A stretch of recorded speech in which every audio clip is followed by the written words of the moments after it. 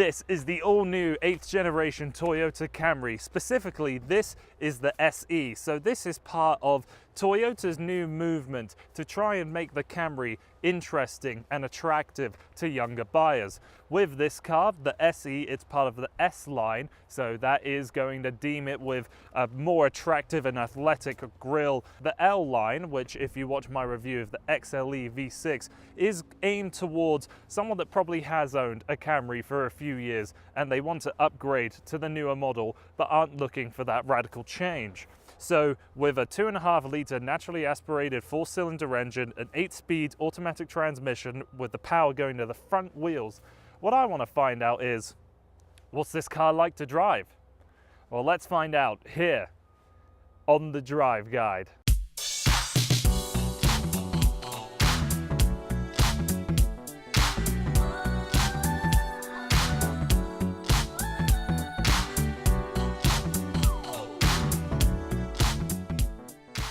So the SE that we have is with the upgrade package, and that comes with a few nice features. But to give you an understanding of what the standard SE has, you'll have a 7-inch touchscreen here in the middle, you'll have 17-inch rims, you'll get Safety Sense P system, and these cloth and leatherette heated seats. Now, when you step up to the upgrade package, you'll get great touches like the dual zone climate control. You'll get 18-inch wheels, and I actually really like the design of these here. I think they look really good. And you'll get more safety sensing equipment. So that will be the blind spot monitoring system, the automatic lights with high beam assist. You'll get smart key access and the larger 8-inch touchscreen. You do also get wireless phone charging. Now this SE comes with the 2.5 litre naturally aspirated 4-cylinder, and so far in my experience, I haven't had the wanting of more power, but perhaps a little more refinement. This car has 203 horsepower, 98 less than that V6. It also has 184 pound-feet of torque. They both have the same 8-speed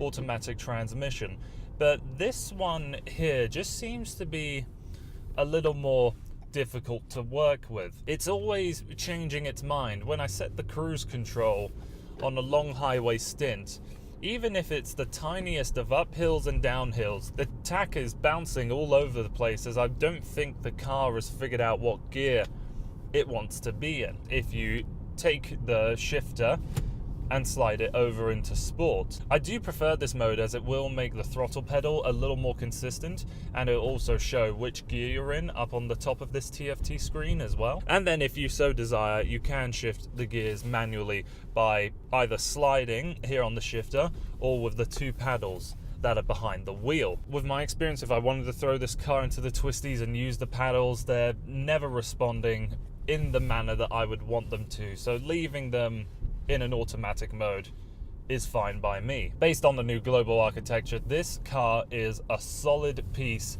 of metal. When you're cornering, when you're going over large bumps, everything just seems to be coherent and feels like it's made out of one piece. One thing that's interesting to point out is that it brakes really level as well. The steering has a really nice heft to it, but there's no feel out of it whatsoever. The seats I find relatively comfortable as well. There isn't a lot of leg support, but there rarely is in this kind of car. You've got the physical buttons along the side here, and the touchscreen responds really well. The biggest fault with Toyota really is that they currently don't offer a system like Apple CarPlay or Android Auto. They do have something called the N-Tune app, and with everything that I've tried to use it for, it just doesn't add enough value for me to consider using it. You can follow your stocks, you can follow sports. For me, I don't really follow the world of sport all that much. And then the stocks app, I'm never one to check it all that frequently on my phone, so to see it in my car is just another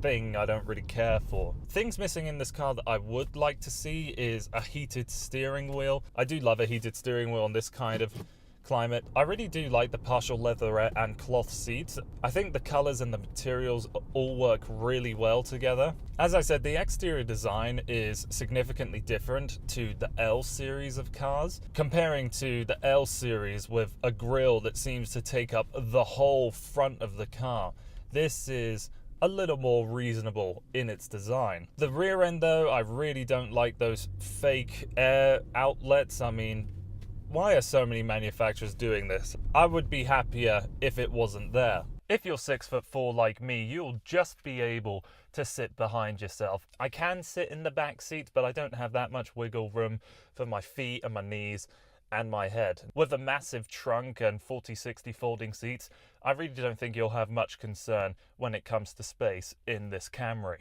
So the Camry SE, no, it's not a sports car, and it doesn't have the full intention to be. It is still, at the end of the day, an affordable and a reliable mid-size sedan.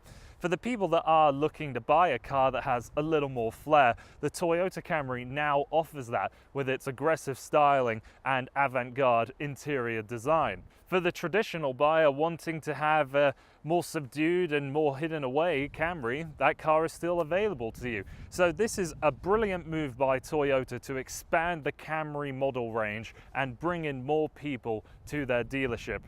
And what could possibly be wrong with that? So that's been everything from me. Thank you so much for taking the time to watching this video. I hope you can like, share and subscribe, and I hope to see you again here on the Drive Guide.